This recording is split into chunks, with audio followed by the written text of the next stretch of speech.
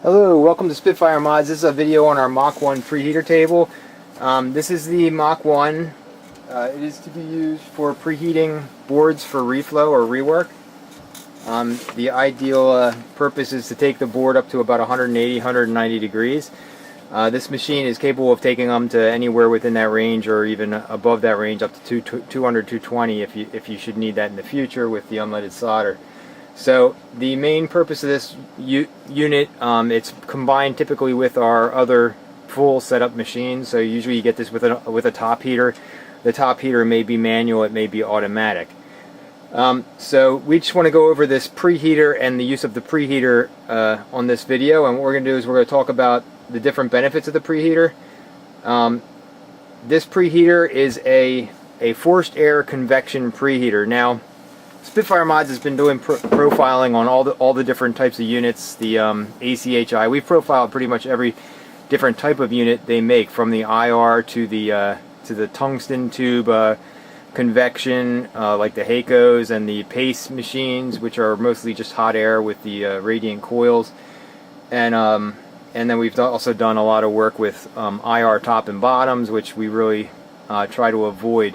And the biggest thing is the biggest thing in profiling is percentage success. So if your machine can fix 100% of all the boards, then it's got a 100% success rate. If it can fix 97%, that's a good machine still, and that's a nice success rate. We found IR machines as a whole to be in the 70 to 80% range, meaning if you run 10 boards, you might get 8 good ones back when you could have really got 9 or 10.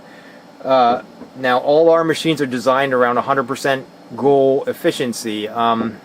This machine here is a combination of element types, controller types, and different things that we've found. We've taken all the different portions of the rework preheaters and combined one machine out of all the portions that are near 100%. So an intelligent PID programmed properly is our the heart of the unit. This is what runs the temperatures. Then that combined with a low flow of air. We use air moved units because your accuracy is near 100%, meaning you're within 1 degree of your goal. So if you want to preheat your board to 180, it's taking it to 180. It's not taking it to 200 or 185 or some obscure temperature. It's actually taking it where your goal is. Our pickup location is on the highest air volume side of the table, which is over here. When you rack your board, you'll find that the table is pretty well covered. So all you do is put your board on there. Now the bottom of the table is at 180, and it's going to heat your board to 180. So the bottom of your board should not be liquid. So you're fine putting the board right on the rack. You don't need special standoffs. You got full support, so your board's not warping or curving. Again, this thing ramps at the perfect ramp rate, a couple degrees per second. So your board's going to go up a couple degrees per second. Anywhere from 1 to 3, it's going to be closer to 1 or 2, and that will avoid your board from warping, so you're not going to see the board warp at all. And that's pretty much some of the benefits. I mean, ideally, this table is a couple $100, $200 to $300, depending whether you get a digital or a standard unit, and it works as efficient as a $40,000 machine would. So this table is going to outperform pretty much anything you can buy on the market, and it costs a fraction of the cost. And that was the goal at Spitfire Mods the whole time, was to basically build a machine that can do what any other machine can do and do it better with exact accuracy, repetition. When you run a board on this, every time it runs the same temperature. And that's a big thing. When most of you with rework stations, you're trying to hit this target temperature and you're never getting it, and usually that's either a profile error or a machine error or a probing error, meaning your probes are not repeatedly being probed exactly where they were the last time, so your machine's running different every time. A machine that can perform over and over again, I don't have to put any probes on this board. It's internally probed, and when I take it to a temperature, the board goes to that temperature. And that's ideal because there's no user error. You put your board on the rack and you start it. So enough talk about the table itself. Let's turn it on here. When you fire this guy up, the fan's going to kick on. You have a different set of air volume here. We just use a 3x5 card. Your air volume is adjustable. So we basically are running the air volume at 3 bars. So there's 3 stripes of air gap. And the purpose of that is so that you can heat different size boards. So now you can run the machine without the card on there, but it's going to heat the quickest and at the right ramp if you do and at the right at the fastest. It's going to heat your board size the fastest way it can if you do the proper amount of bars. And again, that comes with the instructions included with the unit. And then you program in your temperature. So right now it's set to 80 degrees. For example purposes, we're just going to run it to 80 degrees as an example. We might run it up to 180. We'll see how much time we have. So your unit's on. When you plug it in, the fan kicks on and everything turns on. Now you have two different heat settings. You have a higher setting should you need it. We haven't done any boards that needed it yet, but it's there.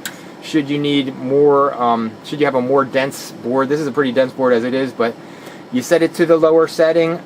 You turn the unit on. Once the unit's on, you're going to notice that the element's going to start pulsing. It's going to turn on, and then it's going to reach the desired temperature. It's going to start pulsing.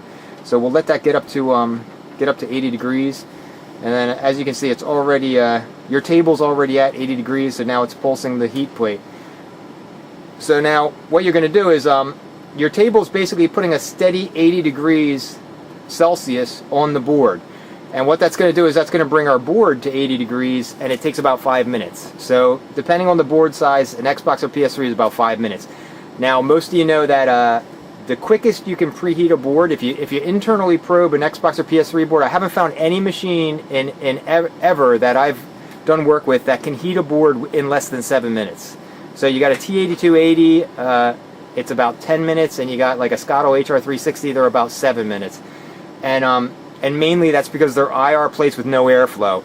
Airflow actually whisks the BTUs out of the board, takes the cold BTUs out and puts hot BTUs into the board, and increases the temperature at a faster rate. So that airflow is basically blowing air out the gaps here and moving the heat into the board, and it's doing it at a steady, correct temperature. And as you see, a PID, the function of the PID is to average your target temperature, meaning if you want 80, this is going to pulse your plates to 80, and then it's using a extremely fast response time probe. And the reason for the fast response time probe is to get you more accuracy. So by using a extremely rapid pickup temperature, you can see it changes almost on a multiple of a second degree. It changes the temperature, and it'll adjust the temperature to average the airflow of 80 degrees. And that's what the PID is programmed to do. That's the purpose of a PID, is to control the element to make a desired temperature. So your board is actually warm to the touch now, and it's set to 80 degrees, and you'll see it's barely even, the radiant is barely even having to light up to maintain that temperature. Now what we're going to do is we're going to step it up to 180.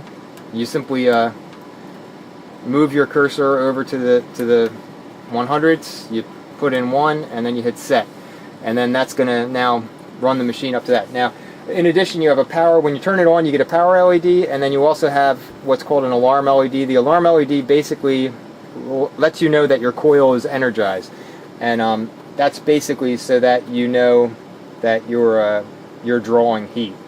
If for some reason your temperatures are off and you see that drawing at the wrong time, you can tell if your machine is failing or if it has a problem. Again, this machine is actually cold to the touch. It's got a double-walled cabinet, so there's 2 layers of wall with airflow. So your outer cabinet actually is cold right now. It's not even warm, and the top is putting out almost 300 degrees Fahrenheit right now. So right now it's shooting up to 180 degrees Celsius, which is typically your setting on this table. This table is also available without the digital control, and it's pre-configured to run to 180, 185. And it's set for that temperature as long as you have the lower heat setting, and also based on where you block off the air. But that's the machine. That's how you use it. You basically put the board on, turn it on, and flip a switch, and it takes your board to the right temperature. Now, as far as ease of use, there's a manual overhead where you actually set the temperatures and you make a couple changes while it runs, and then your board's finished. That usually requires a technician to be there throughout the process. And then there's also a automatic overhead where you push a button, you can walk away, and then using a timer in combination, you can have it beep when it's finished, and then you go back and you take your board off, or you actually shut it off. This machine does not turn off at the end of a preheat or a reflow cycle, so you are required to be there at the end of the process to shut the machine off. As you can see, our preheater now is pulsing at 180. Our board is now already too hot to touch, and we're going to show you the preheating plates. You can see them pulsing on and off to maintain a proper temperature.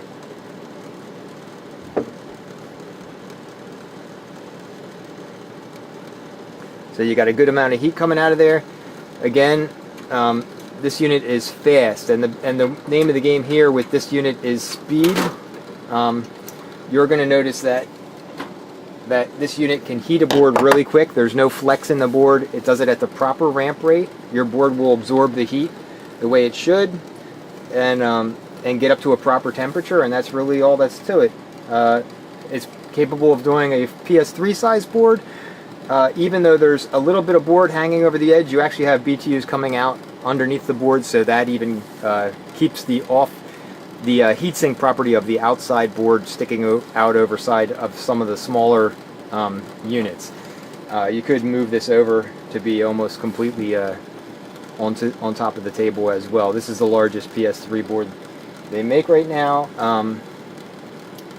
Other than that, I can't think of anything else you need to know. Profiles come with the machine, depending on which upper unit you buy, and that's all you need to know as far as running your preheater. Again, we use a block off here for three rows of airflow. When your board's finished, just to go over the finish cycle, when your board's done, you've run your upper unit, you've reflowed your chip, you can shut this off. Maybe you lifted the chip. This is an excellent table for reballs because you can actually dial in a 200-degree temperature or something so that you can get the chip to a little more liquidy. When you're finished, you can actually take the card off and get a full airflow, which will actually cool the board down in just a matter of less than 5 minutes. So your cool down time is greatly reduced as well. Typically, that could take 10-15 minutes. So using airflow and convection. A lot of guys say, oh, IR is the way to go, and I understand IR was the method used for a long time, mostly in foreign imported machines. If you look up Pace and HACO and Metcal, the industrial or military duty machines, they're all convection, moving air or moving heat. So you won't find any IR machines really, upper units or even bottom units in any of the inexpensive units. Are all in the high price dollar range, $20,000 to $100,000. Airflow and heat is the ideal method for preheating a board. It's the fastest, it's the smoothest, it ramps the cleanest, and it's the most accuracy within a degree. And IR can never achieve that kind of accuracy. If you use an ACHI IR Pro, you'll know that when you probe the upper heating plate, it never runs the same profile. You can run it over and over again, even probing in exact the same spot on the same board, and you're going to get slightly different profiles, and that's because of the contact with the probe is always not a perfect match with the board to the point where it can repeat the exact same ramp rate. It tries to pick up the temperature off it, and it can't. But anyway, there's videos online about the IR efficiency and the problems with that. So as you can see, our temperature is almost back down to room temperature already, and our process is pretty much done. That's it for our video on the preheater. We'll be doing a video on the complete package setup next after this. And if you have any questions or comments, please see our email on our website. And have a good day. Thanks.